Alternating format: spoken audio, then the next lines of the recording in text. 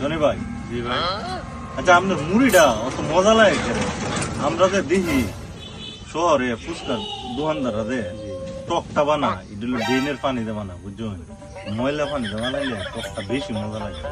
মানে আপনি কি এরকম কোনো আকাম কুকাম করেন? না ভাই, আমি ভাই মিশা কথা কই না। আমি সৎ মানুষ, ঠিক মিথ্যা আছে? কথা বলতে আমি হবে। জিনিস বানাই, কোয়ালিটি ভালো, আল্লাহর রহমতে। আমি মনে করি না আমার দোকানে অনেক কাস্টমার আছে, হ্যাঁ ভাই। আজ পর্যন্ত ভালো আপনি মিশা কথা কই না ভাই, আমি মিথ্যা কথা শিওর আপনি এমন কোনো আকাম কুকাম না করেন? ভাই, আমি মিথ্যা কথা কখনই বলি না। আতঙ্কজনিত কোনো মিথ্যা কথা ভাই বলে না। তাহলে আমি 3 বেলার মেজে 2 বেলা খাই, কিন্তু এই 3 বেলা আশা করি না। আপনার চাও মজা লাগে, আপনার মুড়িও মজা লাগে, আপনার শুটকি পিঠাও মজা লাগে।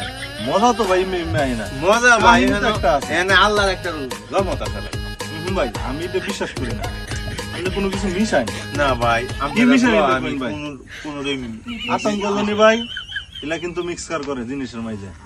সবাই সাবধান, যাই খাবেন নিজ দায়িত্বে খাবেন। বেশি মজা লাগলে কিন্তু মজার টেলা পাগল হয়ে যায় তরুণগা। এটা দায়বার কিন্তু জনি ভাই নিত না, আমিও নিতাম। ভাই, ভাইয়ের কথাটা আমি লাগছে।